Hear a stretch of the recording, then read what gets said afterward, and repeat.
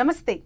రీసెంట్‌గా వైజాగ్‌లో ఒక చిన్న పిల్లోడు యూకేజీ బాబు సడెన్‌గా హార్ట్ స్ట్రోక్ తోటి మృతి చెందిన ఘటన అందరిని కూడా ఎంతో కలవరానికి గురిచేసింది. అంటే హోంవర్క్ చేయలేదన్న కారణంతో టీచర్ గట్టిగా మందలించడంతో చేయి చేసుకోవడంతోటి ఆల్ ఆఫ్ సడెన్‌గా అతను పానిక్ అయిపోయి టీచర్ మీదనే కుప్పకూలిపోయి ఆన్ ది స్పాట్ చనిపోయిన ఇన్సిడెంట్ చాలామంది చూసే ఉంటారు. అందరినీ కూడా ఎంతో కదిలించింది. అయితే అసలు ఆ బాబుకి అంత చిన్న ఏజ్‌లో స్ట్రోక్ రావడానికి కారణం ఏంటి? అసలు అతనికి నిజంగా స్ట్రోక్ వచ్చిందా? లేకపోతే ఇతర కారణాలు ఏమైనా ఉన్నాయా? అంటే ఇటువంటి ఇన్సిడెంట్స్ జరగడానికి రీజన్ ఏంటి? సో వీటన్నిటి గురించి మాట్లాడేందుకు, క్లారిఫై చేసేందుకు ప్రస్తుతం మనతో పాటు ఉన్నారు ప్రముఖ కార్డియాలజిస్ట్ డాక్టర్ రాఘవేందర్ గారు. సో డాక్టర్ గారిని అడిగి మరిన్ని విషయాలు మనం తెలుసుకుందాం. నమస్తే సార్. నమస్తే మేడం. సో రీసెంట్గా జరిగిన ఇన్సిడెంట్ గురించి మీరు కూడా చూసే ఉంటారు. ఒక యూకేజీ పిల్లోడు ఒక్కసారిగా టీచర్ మీదనే ఫెయింట్ అయిపోయి పడిపోయి స్పాట్లోనే అతను చనిపోయాడని, అందరూ హార్ట్ స్ట్రోక్ వచ్చింది అని అంటున్నారు. అంటే నిజంగా స్ట్రోక్ వస్తుందన్న అంటే చిన్నపిల్లలకి? మనకి ఇక్కడ కొన్ని క్లారిఫికేషన్స్ ఇంపార్టెంట్. హార్ట్ అటాక్ అనేది డిఫరెంట్. హార్ట్ అటాక్ అనే బై డెఫినేషన్ మనకి హార్ట్కి సంబంధించిన రక్తనాళాలు, మనకి 3 రక్తనాళాలు ఉంటాయి హార్ట్కి సప్లై చేసే 3 బ్లడ్ వెజల్స్, దాన్ని కరోనరీ ఆర్టరీస్ అంటాం. సో దాంట్లో ఏదైనా ఆ ట్యూబ్, ఆ రక్తనాళం బ్లాక్ అయితే వచ్చేదాన్ని హార్ట్ అటాక్ అంటాం. సో ఈ హార్ట్ అటాక్ అనేది చిన్నపిల్లల్లో రావచ్చా అంటే ఇట్స్ వెరీ రేర్. కొన్ని రకమైన జబ్బులలో అది కూడా చూస్తాము. బట్ లెస్ దెన్ 10 yearsలో ఇట్స్ ఆల్మోస్ట్ నియర్ ఇంపాసిబుల్ ఆ రక్తనాళం బ్లాక్ అయ్యేది. కొన్ని రేర్ డిసీజెస్ ఉంటాయి ఎక్సెప్షన్స్గా, కాకపోతే మనం అడల్ట్స్లో ఎక్కువగా చూస్తాం. So mostly around 30, more than 30 అని చెప్పొచ్చు. ఇంతకుముందు కాలంలో అది మోర్ దాన్ 50 ఎక్కువగా వచ్చేది. ఈ మధ్య 30 కంటే ఎక్కువ వస్తుంది. దానికి గల కారణాలు సపరేట్. అవి వేరే అలవాట్లు కావచ్చు, మనకి జబ్బులు కావచ్చు, మనం తినే ఫుడ్ కావచ్చు, circumstances, pollution, etcetera things, post Covid అనొచ్చు, ఏదైనా అనొచ్చు. సో ఇప్పుడు ప్రస్తుతానికి నిన్న నేను కూడా చూడడం జరిగింది. బట్ వెరీ అన్ఫార్చునేట్, అది ఆల్మోస్ట్ చూడలేకపోయాను నేను కూడా. ఇట్స్ చాలా చిన్న పిల్లోడు. సో మేడం సార్ హోంవర్క్ చేయలేని రీజన్స్తో సడన్గా బెదిరించడంతో, వాట్ ఎవర్ రీజన్ మేడం అలా అనడంతో ఆ అబ్బాయి చాలా స్ట్రెస్గా గురి అవ్వడము, చాలా టెన్షన్కి అండ్ ప్యానిక్కి లోన్ అవ్వడంతో అతను సడన్గా కుప్పకూలిపోవడం మేడం మీద చూసాం మనం. సో ఇది ఎలా జరిగి ఉంటుంది? సో మోస్ట్ లైక్లీ ఇది హార్ట్ అటాక్ కాదు ఇది. So we should say 99% of times it is not heart attack. ఎందుకు? సో ఈ పిల్లలకి రక్తనాళాలు సడన్గా బ్లాక్ అయ్యే ఛాన్సెస్ అనేది ఉండదు. రక్తనాళాలు బ్లాక్ అవ్వాలంటే రక్తనాళం లోపల ఏదో ఒక రకమైన జబ్బు ఉండాలి ముందు. సో ఇంత చిన్న పిల్లల్లో జబ్బులు ఉండవు అటువంటివి. ఏదైనా కొలెస్ట్రాల్ ప్లేక్స్ కానీ, లేకపోతే సడన్గా బ్లడ్ క్లాట్ అవ్వడం కానీ, ఇటువంటివి రేర్ సర్కమ్స్టాన్సెస్లో ఉంటాయి. ఈ అబ్బాయికి మోస్ట్లీ జరిగిన కారణం ఏమై ఉండొచ్చు అంటే, హార్ట్ ఏదైతే ఉంటుందో హార్ట్ ఫంక్షన్ ఒకటి, పంపింగ్ చేయాలి, బ్లడ్ తీసుకోవాలి అన్ని ఆర్గాన్స్ నుంచి అండ్ లంగ్స్కి పంపించాలి, లంగ్స్ నుంచి మళ్ళీ ప్యూరిఫై అయిన బ్లడ్ తీసుకోవాలి అండ్ మిగతా ఆర్గాన్స్కి మళ్ళీ సప్లై చేయాలి. ఇది ఒక్కటే హార్ట్ పని. సో హార్ట్ ఎలా పనిచేస్తుంది? ఎనర్జీ, ఫుడ్ ఎక్కడి నుంచి వస్తుంది హార్ట్ కంటిన్యూస్గా పనిచేయడానికి? ఈ 3 రక్తనాళాల నుంచి న్యూట్రియంట్స్ తీసుకొని దానికి కావాల్సిన ఎనర్జీ ప్రొడ్యూస్ చేసుకొని కంటిన్యూస్గా వర్క్ చేస్తుంది. ఇది రక్తనాళాలు సప్లై చేస్తే పని చేస్తుంది. బట్ నిమిషానికి హార్ట్ ఎన్నిసార్లు కొట్టుకోవాలి అని ఎవరు డిసైడ్ చేస్తారు? ఈ రక్తనాళాలు ఫుడ్ మాత్రమే ఇస్తాయి, కానీ ఎట్లా నిమిషానికి ఎన్నిసార్లు కొట్టుకోవాలని ఎవరు చెప్తారు దానికి? సో ఇప్పుడు మీరు కూర్చున్నప్పుడు ఒక గుండె వేగం ఉంటుంది. సో నార్మల్ హార్ట్ బీటింగ్స్ అందరికీ తెలిసి ఉంటుంది, 60 నుంచి 100 సార్లు కొట్టుకుంటే ఇది నార్మల్ అంటాం. సో అదే పడుకున్నప్పుడు అదే నార్మల్ మనిషికి 50-40 దాకా కూడా వెళ్తుంది, అది కూడా నార్మలే. కానీ ఇప్పుడు మీరు కూర్చున్నప్పుడు మనం ఒక 60-70-80 మధ్యలో అట్లా ఉండొచ్చు మన హార్ట్ రేట్స్. అదే మనం ఇప్పుడు ఇక్కడ నుంచి నడుస్తూ ఉన్నాం అనుకోండి, కొంచెం ఎనర్జీ కావాలి కండరం పని చేయడానికి, కానీ వేరే ఆర్గాన్స్ అన్నీ పనిచేస్తూ ఉన్నాయి కదా. కూర్చున్నప్పుడు మనం ఇప్పుడు నోరు, బ్రెయిన్ మాత్రమే పనిచేస్తూ ఉన్నాయి. సో నడిచేటప్పుడు వేరే మజిల్స్ పనిచేస్తూ ఉంటాయి, దానికి ఎక్కువ బ్లడ్ కావాలి. సో హార్ట్ బీటింగ్ పెరుగుతుంది. కొంచెం స్టెప్స్ ఎక్కారు, ఇంకొంచెం హార్ట్ రేట్ పెరుగుతుంది. మీరు అదే నార్మల్గా జాగింగ్ చేస్తున్నారు, ఇంకొంచెం హార్ట్ రేట్ పెరుగుతుంది. స్పీడ్గా పరిగెత్తుతాము, మనం పరిగెత్తితే 150-160 దాకా వెళ్ళిపోతుంది. సో మన అవసరాలను తగ్గట్టు హార్ట్ బీటింగ్ పెరుగుతుంది. సో ఈ హార్ట్ రేట్ డిసైడ్ చేసేది ఎవరు? మనకి బై బర్త్ మనకి లోపల 2 పేస్ మేకర్స్ ఉంటాయి. ఎస్ఏ నోడ్ అనే ఒకటి, ఏవి నోడ్ అని ఒకటి ఉంటుంది. సో ఎస్ఏ నోడ్ అనేది డిసైడ్ చేస్తుంది మనకి ఎంత హార్ట్ బీటింగ్ కావాలి. ఈ పర్సన్ ఇప్పుడు కూర్చొని ఉన్నాడు కాబట్టి ఇంత చాలు అని అన్నిసార్లు మాత్రమే హార్ట్ బీటింగ్ ప్రొడ్యూస్ చేస్తుంది. సో ఎస్ఏ నోడ్ అనేది తనంతట తానే స్టార్ట్ చేస్తుంది. ఓకే, ఏవీ నోడ్ అనే పేస్ మేకర్ ఏదైతే ఉందో అది మధ్యలో check point, just like traffic police లాగా బై మిస్టేక్ ఎప్పుడైనా ఎస్ఏ నోడ్ అనేది ఎక్కువగా హార్ట్ బీటింగ్ ప్రొడ్యూస్ చేస్తే కూడా ఇంత అవసరం లేదని కొన్ని ఆపేస్తూ ఉంటుంది హార్ట్ బీటింగ్స్ అనేది. సో ఈ రెండు చెక్ పాయింట్ ఉండడం అండ్ ఒక self sufficient or self generator ఏదైతే ఉందో అది ఎస్ఏ నోడ్. ఇక్కడ నుంచి స్టార్ట్ అయిపోయి హార్ట్ బీటింగ్ డిసైడ్ అవుతుంది. సో ఈ అబ్బాయికి ఏమైంటుంది అంటే ఈ పేస్ మేకర్ ద్వారా స్టార్ట్ అయిన హార్ట్ రేట్ కాకుండా అబ్నార్మల్గా వేరే దగ్గర నుంచి హార్ట్ రేట్ అనేది స్టార్ట్ అవ్వడం జరుగుతుంది. జరిగినప్పుడు ఈ మధ్యలో చెక్ పాయింట్ అని చెప్పాను కదా, ట్రాఫిక్ పోలీస్ లాంటి ఏవీ నోడ్ అనేది, అది బైపాస్ చేసిపోయి హార్ట్ బీటింగ్ స్టార్ట్ అవుతుంది. సో మధ్యలో చెక్ పాయింట్స్ లేకపోతే ఎన్నిసార్లు హార్ట్ బీటింగ్ వస్తే అన్నిసార్లు హార్ట్ కొట్టుకుంటుంది. సో మనం కూర్చున్నప్పుడు 60 to 80 మెయింటైన్ చేయాల్సిన హార్ట్ బీటింగ్ అది 200కి వెళ్ళిపోయింది అనుకోండి. సో హార్ట్ 200 టైమ్స్ కొట్టుకుంటే హార్ట్ ఫిల్ అవ్వడమే జరగదు, రక్తమే రాదు. రక్తం రాకుండా ఊరికి పంప్ చేస్తూ ఉంటుంది. రక్తం వస్తే పంప్ చేయాలి. కానీ ఇది హార్ట్ 200 టైమ్స్ కొట్టుకుంటున్నప్పుడు హార్ట్ ఆల్మోస్ట్ ఇట్లా కాంట్రాక్ట్ అవ్వదు, జస్ట్ ఇట్లా వైబ్రేట్ అవుతూ ఉంటుంది. సో హార్ట్ ఫిల్ అవ్వదు, హార్ట్ బయటికి వెళ్ళదు. సో ఈ టైంలో ఏమవుతుంది, సర్క్యులేషన్ అరెస్ట్ అయినట్లు. బ్లడ్ సర్క్యులేషన్లో బ్లడ్ అనేది మూమెంటే లేదు. సో బ్రెయిన్కి మూమెంట్ లేదు, ఎక్కడ ఉన్న బ్లడ్ అక్కడే ఉండిపోయింది. సో ఆల్మోస్ట్ కార్డియాక్ అరెస్ట్ అయినట్లు. సో అప్పుడు పేషెంట్ బ్రెయిన్ సర్క్యులేషన్ తగ్గిపోవడంతో ఇమీడియట్గా రెస్పాన్సెస్ అన్నీ ఆగిపోతాయి, కొలాప్స్ అవుతారు. సో ఈ అబ్బాయికి జరిగింది అది. సో ఆ అబ్బాయికి ఎందుకు అలా జరిగి ఉంటుంది? సో ఈ అందరికీ ఇట్లా జరగదు. సో నన్ను ఎవరైనా భయపెడితే సడన్గా భయపడతాను, హార్ట్ రేట్ పెరుగుతుంది, 160 అవుతుంది, 180 అవ్వచ్చు, కానీ కాసేపటికి మళ్ళీ నార్మలైజ్ అవుతుంది. అయితే మీరు భయం వల్ల హార్ట్ రేట్ పెరుగుతుంది అని చెప్పేసి అంటున్నారు. అంటే అక్కడ అంత చిన్న పిల్లోడికి ఆ టైంలో భయం వల్ల అతను ప్యానిక్ అయిపోయి సడన్గా అలా ఫ్రీజ్ అయిపోయాడా? అంటే ఏం జరుగుండొచ్చు అతని స్టేజ్? Yeah madam. సో అందరి పిల్లల్ని భయపెడితే ఇప్పుడు ఆ పక్కన ఇంకా వేరే పిల్లలు కూడా ఉన్నారు, వాళ్ళు కూడా హోంవర్క్ చేయని వాళ్ళే అయి ఉంటారు మోస్ట్లీ. సో వాళ్ళందరికీ అట్లా అయ్యిందా అంటే అవ్వదు. ఎందుకంటే దానికి ఒక సబ్స్ట్రేట్ ఉండాలి, దానికి ఒక ఇన్బిల్ట్ ప్రాబ్లం ముందు నుంచే ఉండాలి. అట్లా ఉంటేనే ఇటువంటి సడన్ స్ట్రెస్ఫుల్ ఈవెంట్స్ కానీ సడన్ ప్యానిక్ ఈవెంట్స్ కానీ ఒక అబ్నార్మల్ హార్ట్ బీట్స్ని జనరేట్ చేసి అన్కంట్రోల్ హార్ట్ రేట్స్ పెరిగిపోతాయి. సో పెరిగిపోవడం వల్ల సర్క్యులేటరీ అరెస్ట్ అయిపోయి పేషెంట్ కొలాప్స్ అవుతారు నార్మల్గా. సో ఈ అబ్బాయికి ఖచ్చితంగా ఏదో ఒక సబ్స్ట్రేట్ ఉంటుంది, దాని డిసీజెస్ ఉంటాయి, కొన్ని రకరకాల డిసీజెస్. దాన్ని మనం ఛానలోపతీస్ అంటాము. ఛానలోపతీస్ ఏంటి అంటే ఇప్పుడు చెప్పిన పేస్ మేకర్స్ ఏవైతే ఉన్నాయో అవన్నిటికీ ఎట్లా తెలుస్తుంది నేను ఇంత హార్ట్ బీటింగ్ మెయింటైన్ చేయాలని?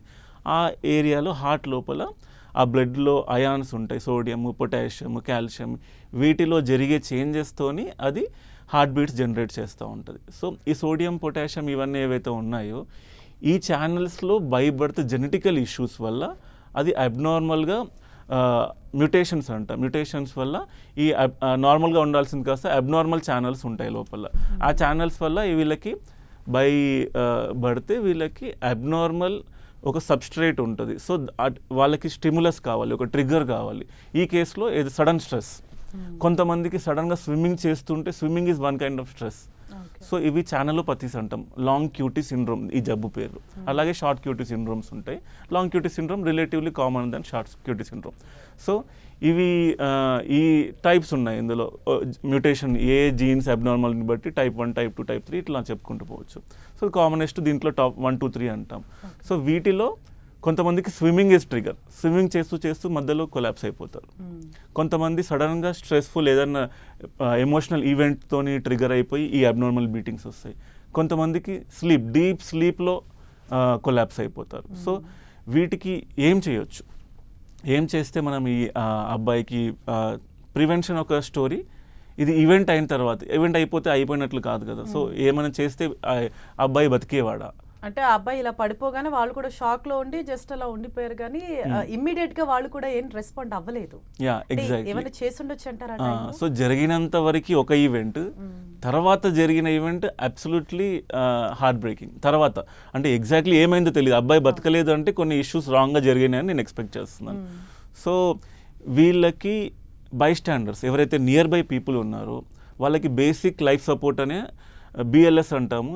బిఎల్ఎస్ అంటే బేసిక్ లైఫ్ సపోర్ట్. ఎవరైనా ఇట సడన్గా కొలాప్స్ అయినప్పుడు వాళ్ళకి హార్ట్ బీటింగ్ లేకుండా ఉంటే ఇమీడియట్ సిపిఆర్, ఇమీడియట్ ఎయిర్వే, మనం గాలి అందేలాగా అండ్ హార్ట్ రీస్టార్ట్ అయ్యడానికి హెల్ప్ చేసేలాగా, లేకపోతే అట్లీస్ట్ మనకి అంబులెన్స్ సర్వీసెస్ కానీ నియర్ బై హాస్పిటల్ వెళ్ళేదాకా ఈ సర్క్యులేషన్ మెయింటైన్ చేయగలిగితే బ్రెయిన్ కానీ మిగతా ఆర్గాన్స్ కానీ డ్యామేజ్ అవ్వకుండా. ఇప్పుడు మనం సిపిఆర్ అంటాం కదా, కార్డియోపల్మనరీ రిససిటేషన్ అనేది. సో చెస్ట్ మీద పెట్టి కంప్రెషన్స్ ఇది చేసినప్పుడు హార్ట్ నార్మల్గా పనిచేసేలా కాకపోయినా అట్లీస్ట్ నియర్ నార్మల్, ఇప్పుడు 100% ఉంటే దాంట్లో అట్లీస్ట్ ఒక 60-70% సర్క్యులేషన్ మెయింటైన్ చేసేలాగా మనం సిపిఆర్ స్టార్ట్ చేయగలిగింటే ఆ అంబులెన్స్ సర్వీస్ కానీ హాస్పిటల్ రీచ్ అయ్యే టైంకి కానీ ఆ సర్క్యులేషన్ మెయింటైన్ అయితే బ్రెయిన్ అంతవరకు ఇంటాక్ట్ ఉంటుంది. ఎందుకు అంటే బ్రెయిన్కి 3 నుంచి 5 నిమిషాల కంటే ఎక్కువ సర్క్యులేషన్ ఆగిపోయింది అంటే అది పర్మనెంట్ డ్యామేజ్లోకి వెళ్ళిపోతుంది, తర్వాత ఏం చేసినా రికవరీ అవ్వదు. సో ఆ 3 to 5 minutes చాలా క్రూషియల్ టైం. ఆ లోపలే మనం ఇమీడియట్గా సిపిఆర్ స్టార్ట్ చేసి అబ్బాయికి మౌత్ టు మౌత్ బ్రీతింగ్ ఏ ఫెసిలిటీస్ ఉంటే అలా ఎయిర్వే మెయింటైన్ చేయగలిగి ఆక్సిజన్ అండ్ సర్క్యులేషన్ 2 ఇంపార్టెంట్. ఈ మెయింటైన్ చేసి ఆ లోపల అడ్వాన్స్ సపోర్ట్ వచ్చేసి వాళ్ళు ట్యూబ్ వెంటిలేటర్ పెట్టేసి ఇమీడియట్గా సిపిఆర్ కంటిన్యూ చేసి షాక్ ఇవ్వడం, ఇటువంటి నెక్స్ట్ స్టోరీ ఇదంతా. సో అన్నిసార్లు మనకి అంబులెన్సెస్ టైం పడుతుంది కదా ఎంతైనా సరే. సో ఆ టైం లోపల బేసిక్ లైఫ్ సపోర్ట్ చాలా ఇంపార్టెంట్. అందుకోసమే almost every adult citizen should know how to do basic CPR and how to give breaths. So ఈ 2 చాలా లైఫ్ సేవింగ్. అన్నిసార్లు మీకు అందుబాటులో డాక్టర్లు ఉండకపోవచ్చు, హాస్పిటల్ ఉండకపోవచ్చు. ఈ అబ్బాయికి ఇమీడియట్గా సిపిఆర్ చేసి ఒక 10 నిమిషాలు, 15 నిమిషాలు, 20 నిమిషాల లోపల అంబులెన్స్ వచ్చి ఉంటే వాళ్ళు టేక్ ఓవర్ చేసి ఉంటే బ్రతికే ఛాన్సెస్ డెఫినెట్లీ ఉంటాయి. ఎందుకంటే వీళ్ళకి ఆర్గాన్స్ అనేవి అబ్నార్మల్గా ఉండవు. సో సర్క్యులేషన్ రీస్టార్ట్ అయిపోతే మళ్ళీ బ్రతకడానికి ఛాన్సెస్ చాలా ఎక్కువ. సో ఇమీడియట్ ఎఫెక్టివ్ సిపిఆర్ ఇది చాలా ఇంపార్టెంట్. జనరల్గా కూడా అంటే పెద్దవాళ్ళ కన్నా పిల్లల్లో ఆ ఇమ్యూన్ సిస్టమ్ కూడా చాలా ఎక్కువగా ఉంటుంది, తొందరగా డిసీజెస్ కూడా వాళ్ళకి రావు, యాక్టివ్గా ఉంటారని చెప్పేసి అంటూ ఉంటారు. మేబీ మీరు చెప్పినట్టు అంటే ఇమీడియట్గా రెస్పాండ్ అయ్యింటే ఏమైనా ఛాన్స్ ఉండేదేమో. అంటే సో ఈ ఇన్సిడెంట్ వల్ల అంటే ఇటు స్కూల్లో ఉండే టీచర్స్ కావచ్చు, అలాగే ఇంట్లో పేరెంట్స్ కూడా అంటే ఎటువంటి కేర్ తీసుకోవాలి, ఏ విధంగా కొన్ని నేర్చుకోవాలి అంటారు? సో మనకి కొన్ని గైడ్ లైన్స్ ఉంటాయి మేడం. ఈ పిల్లల్లో ఎవరికి జబ్బు వస్తుందనేది పేరెంట్స్ చాలాసార్లు కనుక్కోలేకపోవచ్చు, అంత ఈజీ కాదు. ఎందుకంటే అబ్సల్యూట్లీ నార్మల్గా ఉంటారు, రోజు బాగానే ఉంటారు, స్కూల్ వెళ్ళి వస్తూ ఉంటారు. సో వీళ్ళలో కొన్ని రెడ్ ఫ్లాగ్ సైన్స్ ఉంటాయి. అంటే ఇవి మనం గమనించాల్సిన అవసరం ఉంది, ఎస్పెషల్లీ పేరెంట్స్. లైక్ పిల్లాడు ఆడుతూ ఉంటే త్వరగా ఆయాసపడిపోతున్నారు, త్వరగా అలసిపోతున్నారు. లేకపోతే కొన్నిసార్లు సడన్గా వెళ్తూ కూర్చుండిపోతున్నాడు. కూర్చోవడం అనేది కొన్ని కంజనిటల్ పుట్టుకతో హార్ట్ డిసీజెస్ కొన్ని ఉంటాయి. వాటిలో ఈ కూర్చుంటే వాళ్ళు ఇమీడియట్గా వాళ్ళకి బ్రెత్లెస్నెస్ ఇంప్రూవ్ అవుతుంది. దానివల్ల వాళ్ళు సిమ్టమాటికలీ బెటర్ అయిపోయి మళ్ళీ కాసేపు అయిన తర్వాత లేచి మళ్ళీ ఆడుకుంటూ ఉంటారు. సో వీటిని ఫాలో స్పెల్స్ అంటాము. సో అలా కూర్చున్న ఇవన్నీ నోటీస్ చేస్తే వాళ్ళని ఇమీడియట్గా కార్డియాలజిస్ట్ అటెన్షన్ తీసుకెళ్తే ఏమన్నా డయాగ్నోస్ అయ్యే ఛాన్సెస్, ఎర్లీ డయాగ్నోస్, దాని తగ్గట్టు ఎర్లీ ట్రీట్మెంట్ ఉండే ఛాన్సెస్ ఉంటాయి.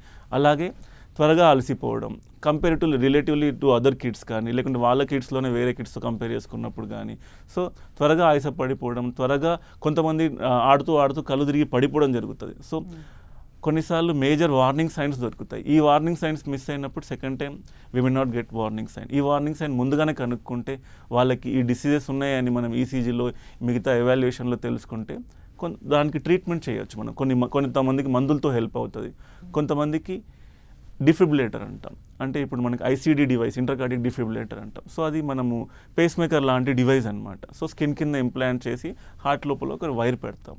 సో అది ఏం చేస్తుంది అంటే ఇప్పుడు మీరు బయట చూసుంటారు కదా, షాక్స్ ఇవ్వడం, ఇవన్నీ చాలా మూవీస్లో కూడా చూపిస్తూ ఉన్నారు. సో ఇది బయట నుంచి మెషిన్ అవసరం లేకుండా ఈ డివైజే ఇప్పుడు ఈ అబ్బాయికి వచ్చిన ఏదైతే ఈవెంట్ అయ్యిందో దీన్ని ventricular fibrillation or ventricular tachycardia అంటాం. సో అబ్నార్మల్గా హార్ట్ రేట్ పెరగడం, ఆ హార్ట్ రేట్ని ఆ డివైస్ డిటెక్ట్ చేస్తుంది. ముందుగా డిటెక్ట్ చేసి వితిన్ 30 secondsలోనే అది షాక్, ఫస్ట్ దానికి మోడ్స్ ఉంటాయి. ఫస్ట్ హార్ట్ బీటింగ్ పెంచుతుంది, తర్వాత దాంతో కూడా తగ్గట్లేదంటే ఇమ్మీడియట్లీ షాక్ ఇచ్చేస్తుంది. షాక్ ఇవ్వగానే హార్ట్ రేట్ మళ్ళీ రీస్టోర్ అవుతుంది. సో నార్మల్ హార్ట్ బీటింగ్ రావడంతోనే అబ్బాయి లేచి మళ్ళీ హాస్పిటల్ రావడానికి ఛాన్స్ ఉంటుంది. So it is a life saver. అది అందరికీ పెట్టడానికి లేదు. ఎవరికైతే ఇండికేషన్ ఇటువంటి జబ్బు వాళ్ళకి వచ్చే ఛాన్స్ ఉంది అని తెలిస్తే వాళ్ళకి పెట్టడానికి వీలుగా ఉంటుంది. అండ్ కొన్ని ఫ్యామిలీలో ఎవరికైనా సడన్ డెత్స్ అయ్యాయి అనుకోండి, ఎస్పెషల్లీ లెస్ దెన్ 50 years, ఇటువంటి వాళ్ళకి ఫ్యామిలీ అంతా స్క్రీన్ చేయాలి. ఫ్యామిలీ అంతా కార్డియాక్ డిసీజ్, ఎందుకంటే ఇవి మోస్ట్లీ జెనెటికల్లీ మీడియేటెడ్ ఉంటాయి. సో వీటిని మనము మిగతా వాళ్ళు డిటెక్ట్ చేస్తే వాళ్ళకి ముందుగానే ట్రీట్మెంట్ కానీ డివైజెస్ కానీ పెట్టగలిగితే వాళ్ళకి లైఫ్ సేవ్ చేసే ఛాన్సెస్ ఎక్కువగా ఉంటాయి. అండ్ సార్ ఇప్పుడు ఈ ఇన్సిడెంట్ వల్ల ఇప్పుడు హార్ట్ స్ట్రోక్ కానీ హార్ట్ డిసీజెస్ కానీ అంటే ఏ ఏజ్ నుంచి స్టార్ట్ అవుతుంది అని చెప్పడం కష్టమైపోతుంది అని అంటే మీరేం చెప్తారు? అవును, హార్ట్ అటాక్లు అయితే కొంచెం ఎల్డర్లీ ఇన్ ది సెన్స్ నేను ఇప్పటిదాకా మాట్లాడినట్లు మోర్ దెన్ 30 years, అంటే మనం 20 yearsలో చూడలేదంటే చూసాము, బట్ యావరేజ్ ఫిగర్స్ చూసుకుంటే 30+ most of the people are prone అనే చెప్తాము. ప్రస్తుతానికి ఉన్న లైఫ్ స్టైల్, ఫిట్నెస్ కావచ్చు, ఫుడ్ హ్యాబిట్స్ కావచ్చు, ఇవన్నీ చూసుకుంటే. సో వీళ్ళు అందరూ ఇప్పుడు చాలా డయాగ్నోస్టిక్స్లో మాస్టర్ హెల్త్ చెకప్స్ అవుతూ ఉన్నాయి. సో మాస్టర్ హెల్త్ చెకప్ చేసుకొని చాలామంది కొంచెం హెల్త్ కాన్షియస్ అయితే అయ్యారు డెఫినెట్లీ. రీసెంట్గా ఈ మధ్య అన్ఎక్స్పెక్టెడ్ యంగ్ పేషెంట్స్ డెత్స్ చూడడం కానీ, so that is good sign అని చెప్తాను. అండ్ ఫిట్నెస్ కూడా చాలా కాన్షియస్ అయ్యారు ఫిట్నెస్ విషయంలో, that is excellent thing. So fitness అనే టాపిక్ వచ్చింది కాబట్టి చెప్తున్నాను. సో ఎవరైతే కాంపిటేటివ్ స్పోర్ట్స్ కానీ, చిన్నప్పటి నుంచి కాంపిటేటివ్ స్పోర్ట్స్ కానీ, లేకుంటే జిమ్ వెళ్ళడానికి కానీ, ఇంకేదైనా మోడ్ ఆఫ్ స్పోర్ట్స్ వెళ్ళే వాళ్ళు కానీ, వీళ్ళ అందరికీ ముందు కార్డియాక్ ఫిట్నెస్. ఎందుకంటే exercise is sometimes trigger for this. ఇప్పుడు ఈవెంట్స్ ఏవైతే ఉన్నాయో, సడన్ హార్ట్ అటాక్ కాదు, హార్ట్ ఇప్పుడు చెప్పిన హార్ట్ బీటింగ్ ఇష్యూస్ ఏవైతే ఉన్నాయో దానివల్ల డెత్స్ అవుతున్నాయో అవి ప్రివెంట్ చేసే ఛాన్సెస్ ఉన్నాయి. చాలా ప్రీమియం జిమ్స్ వాళ్ళు ఖచ్చితంగా ఈ ఫిట్నెస్ లేకుండా జాయిన్ చేసుకోవట్లేదు. That is very good move. అది మనం దాంట్లో క్వశ్చనర్ ఉంటుంది, వాళ్ళ హిస్టరీ, ఫ్యామిలీ హిస్టరీ, వాళ్ళకి ఏమైనా బేసిక్ స్క్రీనింగ్స్ కానీ, ఈసీజీ, ఎకో కానీ, ఇటువంటి ట్రెడ్మిల్ కానీ, ఈ ఈవెంట్స్ చూసుకొని వీళ్ళకి మేజర్ ఇష్యూస్ ఏం లేకపోతే వాళ్ళకి ఫిట్నెస్ ఇస్తాము. So they will go to join gym ఇవన్నీ. సో ఇటువంటి ఇష్యూస్ అనేవి ప్రివెంట్ చేసే ఛాన్సెస్ ఎక్కువ. అండ్ ఈ ఓవరాల్ లార్జర్ కమ్యూనిటీస్ ఉన్నాయి, లైక్ ఇప్పుడు మన స్కై స్క్రేపర్స్ ఉన్నాయి చాలా. ఇవన్నింటిలో కూడా we should make sure defibrillator అనేది, ఆటోమేటెడ్ ఎక్స్టర్నల్ డిఫిబ్రిలేటర్ అని అంటాం కదా, లైక్ మీరు కొన్ని షాపింగ్ మాల్స్లో చూస్తూ ఉంటారు. అది ఏంటంటే ప్యాడ్స్ ఉంటాయి, ఎవరైనా ఇట్లా కొలాప్స్ అయితే ప్యాడ్స్ పెట్టేసి షాక్ ఇవ్వడానికి. సో లార్జర్ కమ్యూనిటీస్ దగ్గర ఖచ్చితంగా ఉండాలి. అండ్ స్పోర్ట్స్ జోన్స్ ఏవైతే ఉన్నాయో, స్పోర్ట్స్ ఎరీనాస్ ఉన్నాయో, అండ్ గ్రౌండ్స్ ఉన్నాయో, వీళ్ళు అన్ని దగ్గర వీళ్ళు గవర్నమెంట్ పర్మిషన్ ఇచ్చేటప్పుడే ఇవి ఉండేలాగా చూసుకోవాలి. అండ్ వాళ్ళ ఎవరైతే ఉంటారో అక్కడ ఖచ్చితంగా వాళ్ళకి నాలెడ్జ్ ఉండాలి ఎలా యూజ్ చేయాలి అనేది. అండ్ బేసిక్ లైఫ్ సపోర్ట్ ఇప్పుడు దానికి చెప్పినట్లు సిపిఆర్ ట్రైనింగ్ స్కూల్లోనే ఈ కరికులం ఇంట్రడ్యూస్ చేయాలనేది డెఫినెట్లీ గుడ్ థింగ్.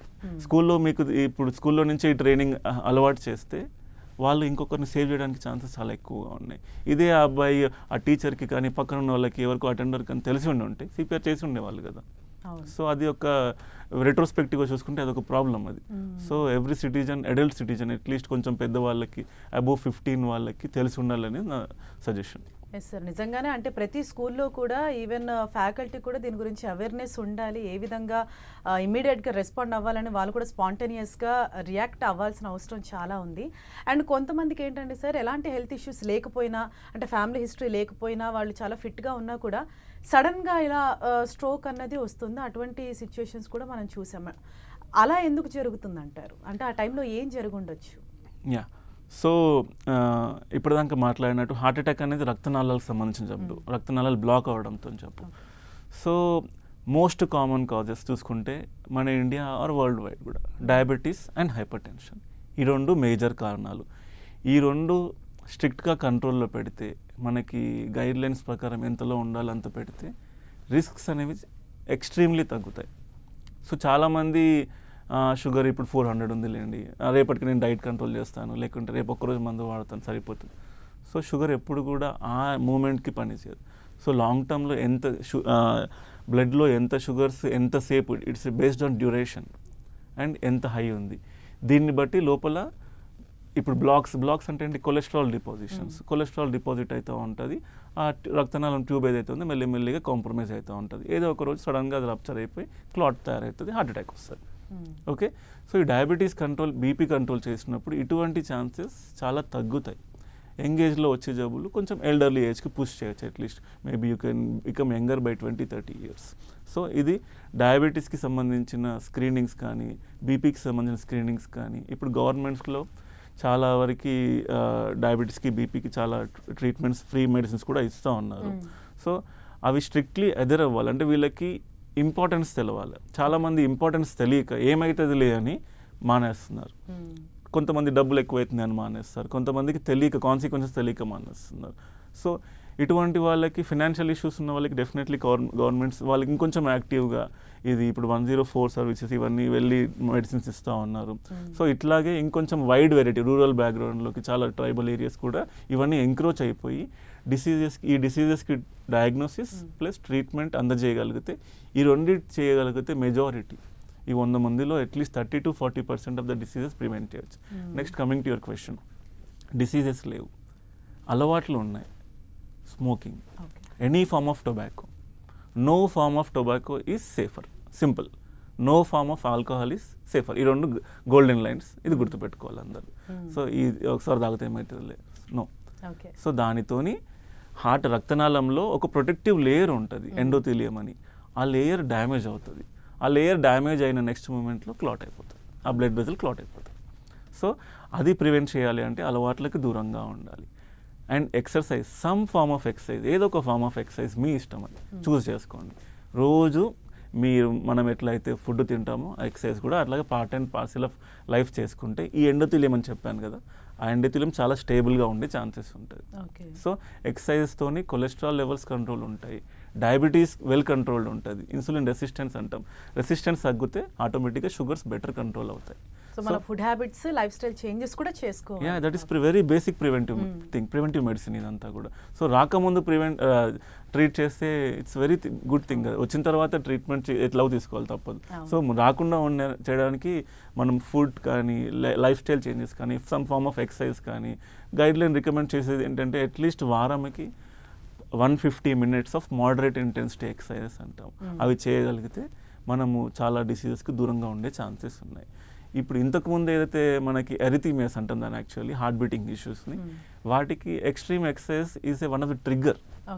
సో వాళ్ళకి ముందుగా మనం తెలుసుకోవాలి. ఇందుకే కాంపిటేటివ్ స్పోర్ట్స్ కానీ, జిమ్ కానీ ఇవన్నీ జాయిన్ అయ్యేటప్పుడు ముందు తెలుసుకుంటే, ఈసీజీలో ఈ క్యూటీ ఇంటర్వెల్ అంటాం, అవి చాలా ఎక్కువగా చాలా తక్కువగా ఉన్నప్పుడు వీళ్ళని ఫర్దర్గా ఎవాల్యుయేట్ చేస్తాం. ఈ జబ్బు ఉందా, జెనెటిక్ టెస్టింగ్ పంపిస్తాం, ఇవి ఉన్నాయి అండి. ఫ్యామిలీలో సడన్ డెత్స్ ఏమైనా ఉన్నాయా, వాళ్ళకి ఈ డివైస్ పెడతాం, వాళ్ళ ఫ్యామిలీ అందరినీ స్క్రీన్ చేస్తాము. సో ఒక దానితో స్టార్ట్ అయ్యి వాళ్ళ ఫ్యామిలీ అంతా స్క్రీన్ అయితే every one will be protected, right? ఇట్లాగే హార్ట్ మజిల్ కొంతమందికి థిక్ ఉంటుంది, హైపర్ట్రోఫిక్ కార్డియోమయోపతి అని. ఆ థిక్ ఉన్న వాళ్ళకి కూడా అబ్నార్మల్ హార్ట్ బీటింగ్ సడన్గా వచ్చేస్తాయి. వాళ్ళంతా నార్మల్గా ఉంటారు, తింటూ నవ్వుతూ కొలాప్స్ అయిపోతూ ఉంటారు. సో వీళ్ళకి కూడా బేసిక్ ట్రీట్మెంట్ స్టార్ట్ చేసింది. Diagnosis first important. డయాగ్నోస్ చేసిన తర్వాత ఫ్యామిలీ స్క్రీనింగ్, తర్వాత అవసరం ఉన్న వాళ్ళకి మెడిసిన్స్, అవసరం ఉన్న వాళ్ళకి డివైజెస్, ఇలా. Right. Thank you so much sir. ఇవాళ చాలా విషయాలు మీరు చాలా క్లియర్గా మీరు ఎక్స్ప్లెయిన్ చేశారు. ఏదైతే ఈ ఇన్సిడెంట్ వల్ల చాలా మంది కూడా ఇప్పుడు సేఫ్టీ ఫస్ట్ అనేసి చాలా కేర్ తీసుకుంటూ ఉన్నారు. సో ప్రాపర్గా మీ హెల్త్ రెగ్యులర్ చెకప్స్తో పాటు అలాగే food habits, life style changes కూడా చేసుకుంటే ఒక హెల్దీ లైఫ్ స్టైల్ని లీడ్ చేయొచ్చు అని డాక్టర్ రాఘవేందర్ గారు చెప్పారు. Thank you so much sir for being here. Thank you madam. ఇది వాటి special interview. Keep watching 10 TV.